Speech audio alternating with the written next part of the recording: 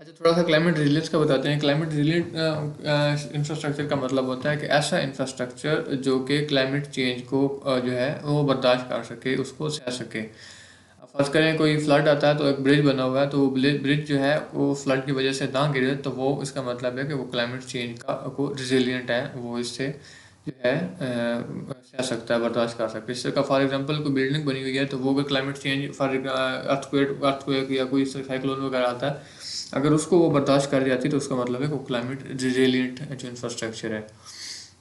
Modern economy जो infrastructure पे depend करती है, लेकिन जो क्लाइमेट चेंज है वो एक बेसिक चैलेंज के तौर पे सामने आ रहा है इंफ्रास्ट्रक्चर डेवलपमेंट के लिए। क्लाइमेट चेंज की वजह से तकरीबन 2020-21 में 44 के करीब जो कंट्रीज हैं उनमें हेल्थ, एजुकेशन एंड ट्रांसपोर्ट जो स्ट्रक्चर्स थे वो मुतासर हुए थे। और 2019 में वर्ल्ड बैंक की रिपोर्ट के मुताबिक तकरीबन 647 का जो नुकसान हुआ था मिडिल इनकम कंट्रीज़ में, लोअर मिडिल इनकम कंट्रीज़ में, फ्लड्स की वजह से, अर्थक्वेक्स की वजह से, या दूसरे जो डिजास्टर्स होते हैं क्लाइमेटिक डिजास्टर, उनकी वजह से। अच्छा, डेवलपमेंट कंट्रीज जो हैं उनको जो अपना इंफ्रास्ट्रक्चर वो बना रहे हैं, डेवलप कर रहे हैं, तो उसको क्लाइमेट शॉक्स के लिए इसका जो है रिजिलियंट, उनको विद स्टैंडिंग बनाना चाहिए कि वो उसको बर्दाश्त कर सकें। लेकिन जो भी इन्फ्लेशन बढ़ रही है ग्लोबल मार्केट में, उसकी वजह से ये काफ़ी मुश्किल नज़र आ रहा है। पाकिस्तान की बात करें तो पाकिस्तान में भी फ्लड्स की वजह से और दूसरे डिजास्टर्स की वजह से काफ़ी जो है वो नुकसान हुआ है। पर सबसे ज़्यादा जो नुकसान किया है वो फ्लड्स ने किया है। तो फ्लड्स की वजह से एक तो बेसिक नुकसान होता है इंफ्रास्ट्रक्चर का, लेकिन उसके साथ साथ जो पॉपुलेशन है उसकी दूसरे उसको जो है इनडायरेक्ट इफ़ेक्ट्स हैं वो काफ़ी बढ़ जाते हैं। फॉर एग्जांपल अब फ्लड की वजह से इलेक्ट्रिसिटी डिसरप्शन आती हैं, जिसकी वजह से स्मॉल बिजनेस, स्मॉल जो इंडस्ट्रीज होती हैं वो शट डाउन हो जाती हैं, और उसकी वजह से इकॉनमी को बहुत लॉस का सामना करना पड़ता है। तो इस तरह के अगर ऐसे इंफ्रास्ट्रक्चर बनाया जाए कि जो कि क्लाइमेट चेंज को कॉप कर सके, क्लाइमेट क्लाइमेट चेंज को बर्दाश्त कर सके, तो उसकी वजह से एक तो उस एसेट की जो है वो लाइफ स्पैन बढ़ जाएगा, लाइफ टाइम बढ़ जाएगा। दूसरा जो डिज़ास्टर का रिस्क है वो कम हो जाएगा।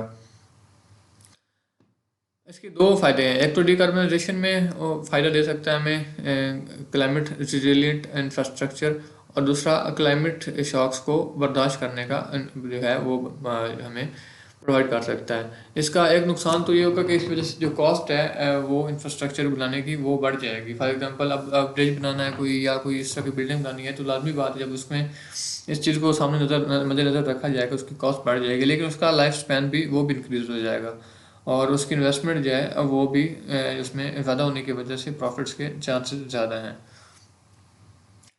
फंडामेंटल जो है इसमें ट्रांसफॉर्मेशन हमें वो नीड है, वो है प्रोजेक्ट प्लानिंग होनी चाहिए प्रॉपर। किसी भी जब प्रोजेक्ट बनाया जा रहा है उसकी प्रॉपर एक प्लानिंग होनी चाहिए, उसमें देखना चाहिए कि इसको क्या जो है चांसेस हैं कि ये किसी भी डिजास्टर को विथस्टैंड कर सकता है या नहीं कर सकता, उसको उसके लिए रिसिलियंट बनाया जाए।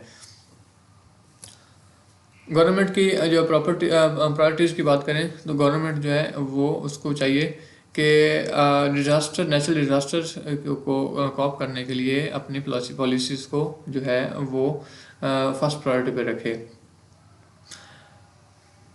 और इस तरह के जो एग्जिस्टिंग इंफ्रास्ट्रक्चर्स हैं उनको एलिवेट किया जाए कि आया को विथस्टैंड कर सकते हैं या नहीं कर सकते।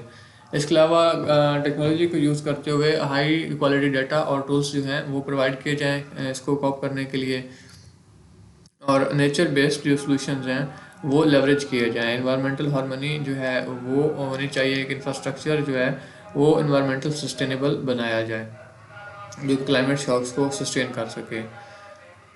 तो सबसे ज़रूरत इस चीज़ की है कि क्लाइमेट रिजिलियंस को इंफ्रास्ट्रक्चर डेवलपमेंट में जो है वो मर्ज कर दिया जाए। इंफ्रास्ट्रक्चर डेवलपमेंट में अगर जिसको मर्ज कर देंगे तो उसका हमें दोहरा फ़ायदा होगा कि इंफ्रास्ट्रक्चर की जो लाइफ स्पान भी बढ़ जाएगा, और दूसरा क्लाइमेट जो है डिज़ास्टर, उसके नुकसान भी वो मिटिगेट हो जाएंगे। तो फ्यूचर में भी इसके काफ़ी जो हैं वो जो है बेनिफिट सामने आ सकते हैं अगर इस तरह का जो पॉलिसीज़ और इस तरह का इंफ्रास्ट्रक्चर बनाया जाए डिजास्टर्स को